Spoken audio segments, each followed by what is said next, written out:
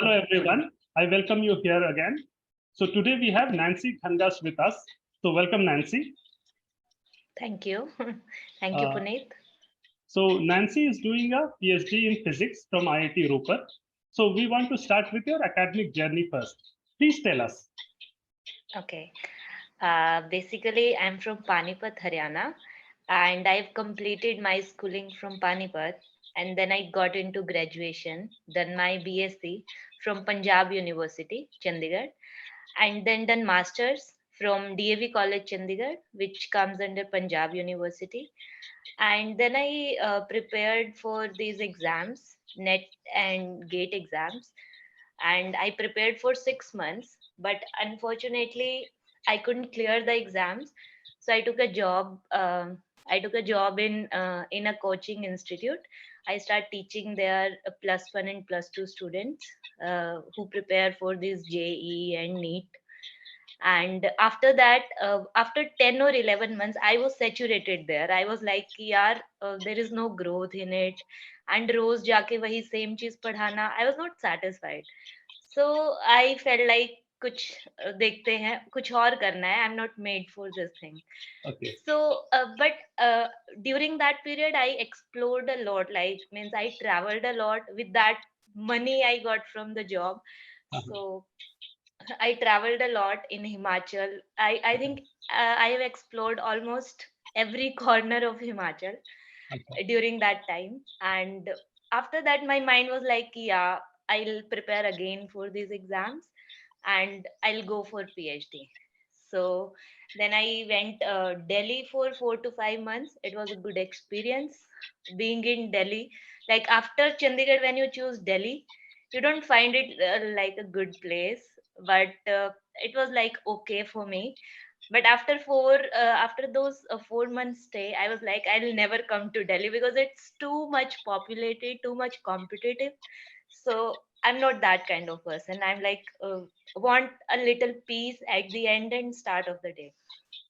So I prepared for the exams. I went for this gate and net again. I cleared gate with a score around 749, and I applied for PhD positions.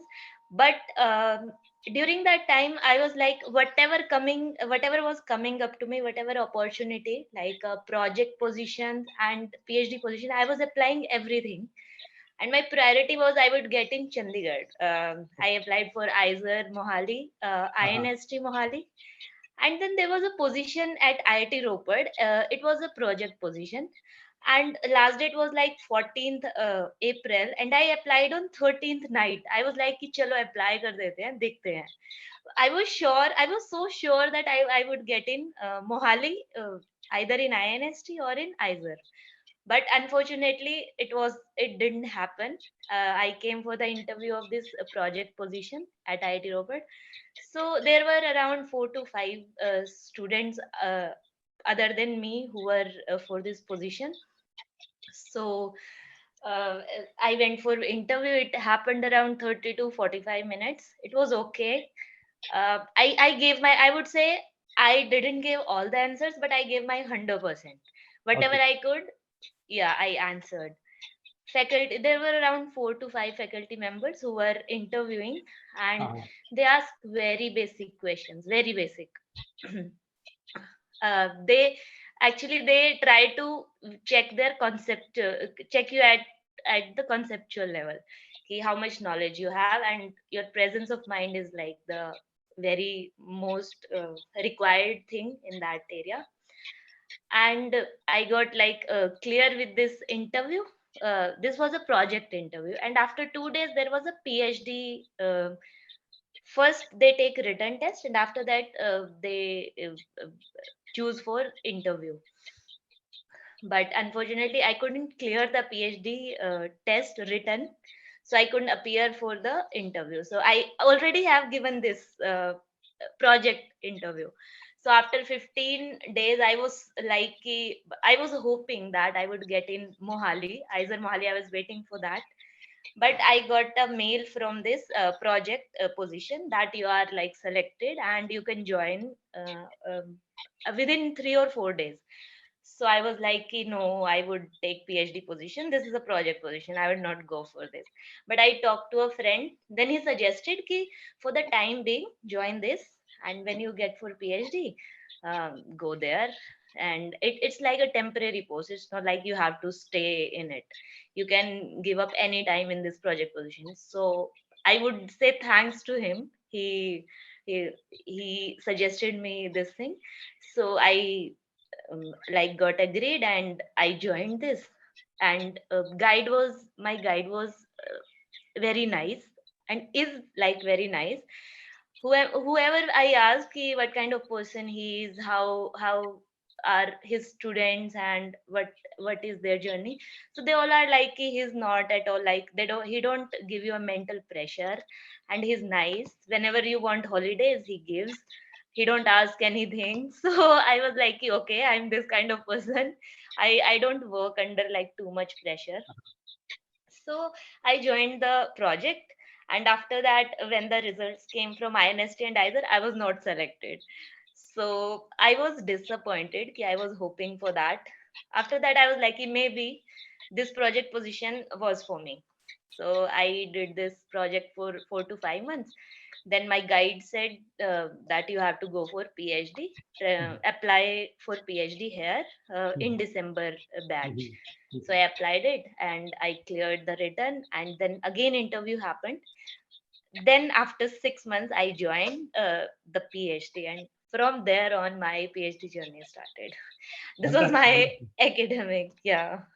That's really wonderful. So, which kind Hmm. of career you want to build once you complete your PhD? You want to join corporate for research or academic side? Actually, right now, my mind is switching. Like sometimes, because there is a too much scope in bridging this gap between Mhm, academia and industry. mhm. So a lot of times, when I see the opportunities, I feel convinced ki okay, maybe I'll go for this corporate. But sometimes when we see that there is always a comfort zone in this academia field. So I think ki, okay, maybe I would go for this, but right now I cannot say. I'm not sure. Maybe after 1 year, I would make my mind to which side I want to go. Okay, okay.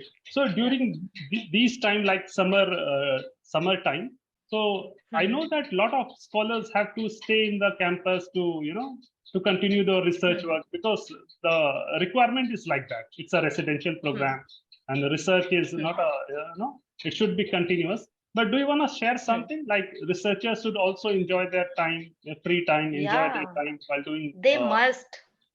I would say it should be in curricula of PhD scholars, that just like in I got to learn that in many foreign universities you get a break.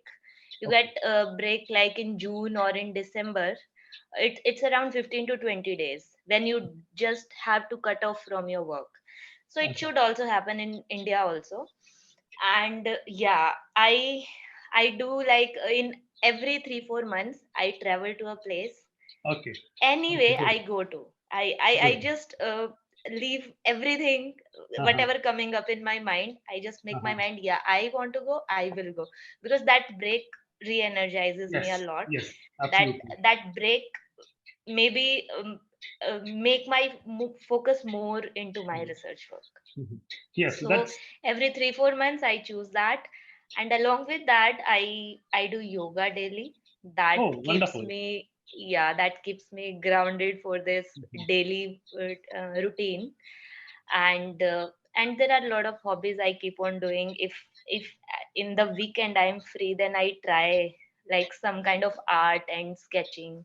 So these things really keeps me mentally well. Yes, yes, that is very much required for everyone, especially for Hmm. PhD scholars also. Yeah. And and one more thing, almost everyone, I think every research scholar automatically creates a hobby like sketching, reading, Uh-huh. writing. Almost everyone has it, but not everybody expresses it. Okay, okay, very, Everyone, yeah, everyone has it. okay, that's wonderful. A lot of Hmm. scholars have, they try to, focus to publish their research work. So, do you want to share Hmm. something how to identify, the correct output as a journal, in which journal they should target to publish their work? You want to share something about it? Actually, at this stage, being in fourth year, I'm struggling with this publishing things because I have just recently submitted an article in a conference proceedings. That is Okay. my first work, and after that, I have a work going on in process. Maybe Uh-huh. I would submit it after 1 or 2 months, but Okay. right now, maybe after 1 year, I would answer this question very Uh-huh. confidently and Okay. very clearly. Right now, Okay. I'm not in a stage to answer it. Okay. Okay. Okay. That's Yeah. fine. That's fine. You wanna Hmm. share something about the, how to network in your campus, how to build good relationship with your seniors, juniors, batchmates. You wanna share something about Hmm. it? Yeah, definitely. And making a good social network is very important, especially in PhD, because I think this is the age plus this is the time when you are leaving your old friends and you are getting into a new environment. And it's not like a 1 or 2 year journey ki, okay, in 2 years we'll complete our degree and we'll be moving somewhere else. It's not Hmm. like that. It's a 5 year journey. So in starting a phase, we like everything, we like every person, we should talk to everyone to get like a good exposure, talk about future opportunities we can get, or talk about certain organizations we can join. Like I have joined, there is a NGO in our IIT Ropar, so it works for underprivileged students for their education. So there was a senior, I would definitely call her name, Kanika. She was very inspiring at the time. I got very inspired by her and her work, her way of working. And she has also joined this Pehchan Ek Safar. So I talked to her, then she told me about like there is a Pehchan Ek Safar. If you want to join, you can. ऐसा होता है वैसा होता है ऐसा. I got really like inspired by her talk and I joined Pehchan Ek Safar, and right now I'm connected with it. So we should join these kind of organizations if our institute has, because they gives us new learnings, new experiences to deal with people. And then there is this Optica organization I joined. With this, we get to know more about our research field, and the people working in this field, we get to know like what kind of research is going on. So, and in campus, I think we should talk to juniors as well as seniors, both. Not too much personal, don't get too much personal in starting. It's like just keep it like a exploring, and Hmm. I think you'll find your friends which matches your vibe with the time, and it's good. We should Yes. socialize, we shouldn't isolate ourselves, we shouldn't like, because it's a new phase, we are leaving our old friends. That is the most downtime, because at this age it's not easy to make new friends, to get mix up. So usually what I have seen, most of the people isolate themselves, like we don't want to talk, they don't talk much. But we shouldn't do this, we should socialize as much as possible. Yes, absolutely. Well said. So, is there Yeah. anything else you want to share with all the viewers? I think right now I would say कि we shouldn't take this PhD period very seriously. We should explore as much as possible. Like we should travel, we should Mhm. learn new things, we should learn new skills which we can have. Like we can choose art or reading, or we should like explore ourselves as much as possible, because this PhD gives us enough time to focus on research as well as on ourselves also. So I would say, and this is my goal when I entered PhD, that yeah, I would make 100% of these 5 years as Mhm. much as possible. So I would say that this is a quite like diamond phase of the life. After that, completely different, but we should completely live fully this period in every sense, whether it's stress or whether it's happiness. Everything we should feel it like intensely. It's a good period, Yes, very well and said. I'm enjoying it. Yeah. Okay, that's wonderful. So, thank you, Nancy, for sharing your time and experience with all of us. Thank you so much. Okay. Okay. Thank you, Puneet. Thank you